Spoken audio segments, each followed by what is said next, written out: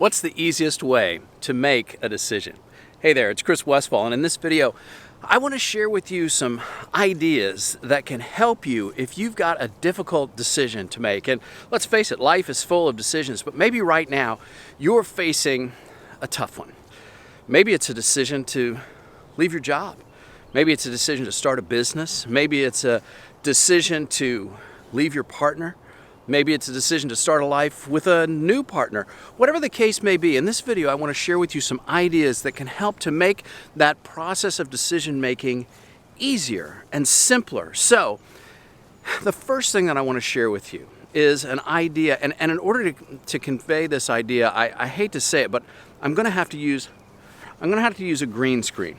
And let me just share it with you right now. This is an idea that's represented in just two words.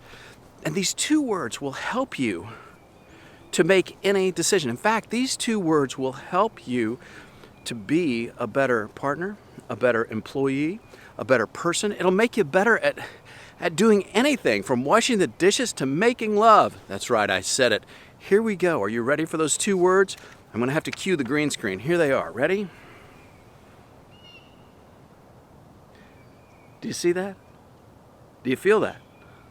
Slow down. Slow down.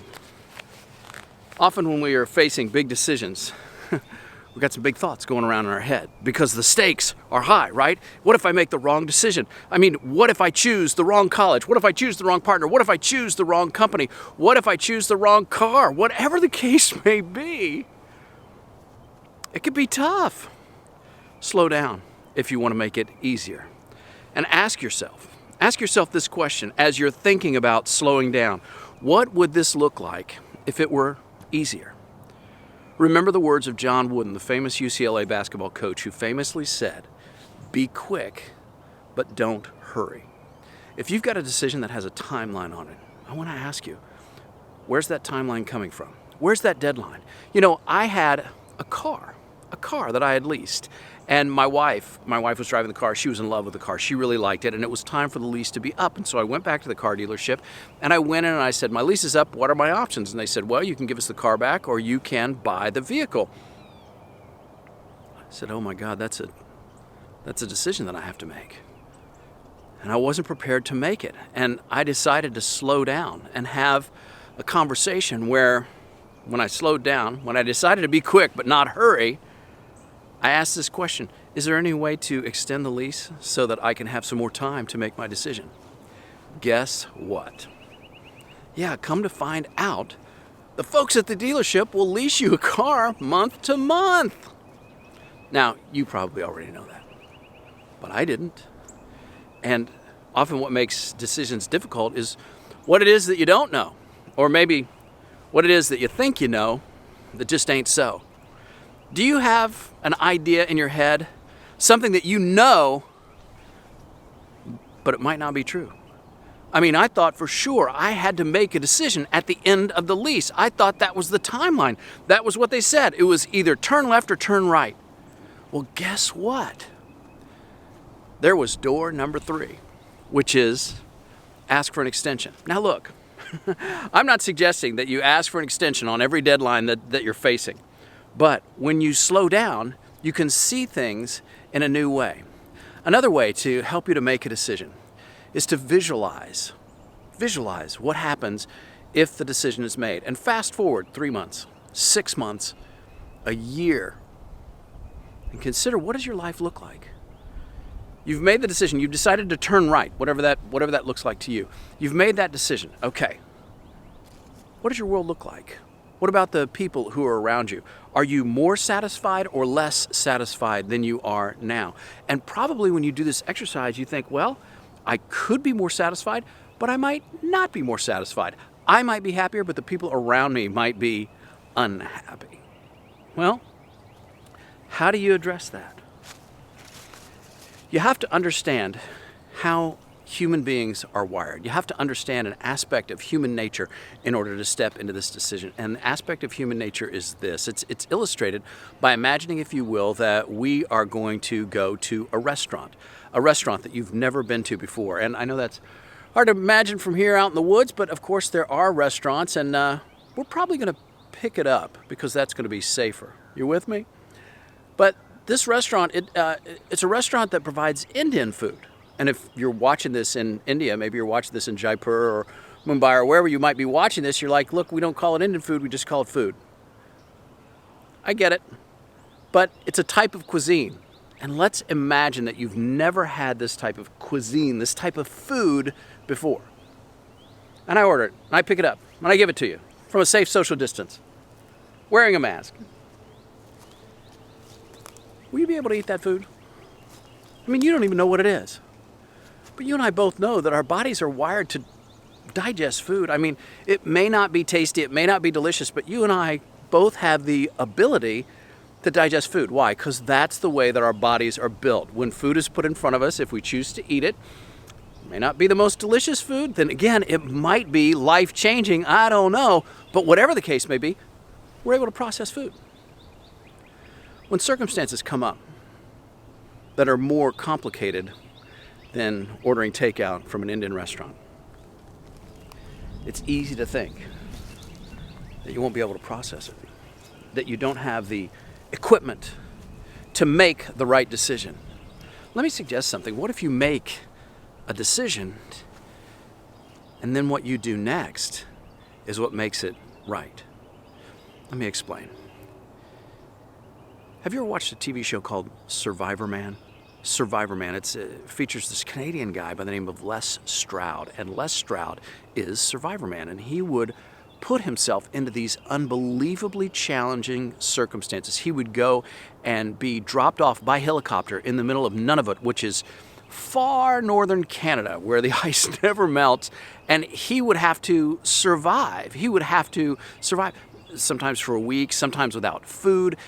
He would take just minimal supplies, and he would have to figure his way out of these circumstances. He would go to the Amazon. He would be dropped in a tropical jungle and have to survive in these unbelievably difficult circumstances.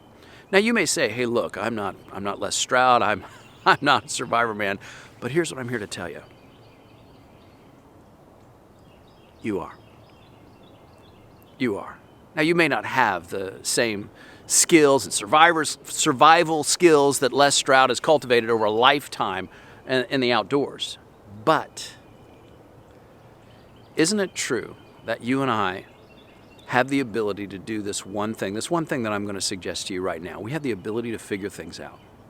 Is that true? Have you ever made a choice and figured it out? The history of the human race is the history of people figuring things out. From philosophy to democracy to publishing books to creating artificial intelligence, human beings know how to figure things out. And if you're thinking to yourself, well, I'm a human being, you're picking up what I'm laying down. That's right. You're smelling what I'm stepping in, which is mostly just leaves right now, I think. Anyway, you have the ability to figure things out. You are the Survivor Man, even if you're a woman, okay? You are the Survivor Man. You are the person who can go into situations and make them work. It's like somebody who wants to meet someone special. And she says, I don't know if I can talk to him. I just don't know what to say. Well, if you think about it, if you start talking, you will be saying something. Maybe it won't be magic. Maybe it won't be the perfect thing to say, but you will be saying something. And here's the thing that I know is that when you start a story, you know what you can do? You can walk it back. You can walk it back. You can change your direction. You can change where you start to create a different destination. When it comes to making a wise decision, what's the destination that you want to create for yourself? But remember, nobody can predict the future, and certainly 2020 has shown us that. So, since it is impossible to absolutely and with 100% certainty predict the future, why try? Well, I try. I try to do that all the time. You know why? Because I want certainty. I don't want uncertainty. I don't want to be confused. I want to know that I'm making the right choice. But here's the thing. I make a choice and then I have to make it right. I have to be the survivor man. I have to be the person who figures it out. And we look to others to help us to figure things out. You know what I'm talking about? We look to others to say, how did you do this? How can I emulate what you did so that I can create the same results for myself? But here's the thing that I know, and so do you. You can't enter a river from the same place twice. Think about that for a second. You can't enter a river from the same place twice. You know why? Because it's never the same river. It's never the same river. If I say to you, I enter the river right over there, and you go, and it'll be exactly the same for you. Well, the weather's going to be different. The current might be different. The level of the water might be different. The rocks themselves in the river that I stepped on might not even be there for you. How do we move forward in a decision? Slow down. Be quick, but don't hurry. Look at the timeline, and is there a way to adjust it so that you have time to consider your options, to imagine going through door number 1 and looking at your life 6 months, 9 months, a year from now and asking yourself, am I more satisfied? Am I happier? Am I with the people that I want to be with and doing what it is that I want to do? Remember that you are the survivor man. You have inside of you like 5 fingers and 5 toes. Wait a minute, that's 10 fingers and 10 toes. All right, I'll count both hands and both feet. But just like fingers and toes, you have the ability to be the survivor man, to sort things out, to be resourceful. How do you tap into that resourcefulness? Well, let me see if I can find my green screen again. I believe the answer to finding greater resourcefulness is right here. Yeah. When you slow down, you remember who you are. You remember times when you've figured things out on your own, things that looked difficult, things that looked even impossible until they weren't. That's what Nelson Mandela said famously. A thing looks impossible until it's done. Is there a choice that you can make? One small step, not 19 steps, but one small step today to step into possibility, to give yourself an opportunity to figure things out. Making the right decision is about making a decision and then making it right for you. And by extension, the people that you care about. So, do you see your own resourcefulness? Slow down until you do. Consider your options and understand that no one can predict the future. You can influence it. You can be resourceful in the way that you create it. And here's the other thing that I want to share with you. No matter what it is that you're facing right now, you don't have to go it alone. It may look like that. It may look like you're on an island and you have to make this decision all by yourself. But I want to ask you this three-word question that you've got to ask yourself about the aspects of any decision that you're trying to make. And here's that 3-word question. Is that true? If it looks like you have to go it alone, is that true?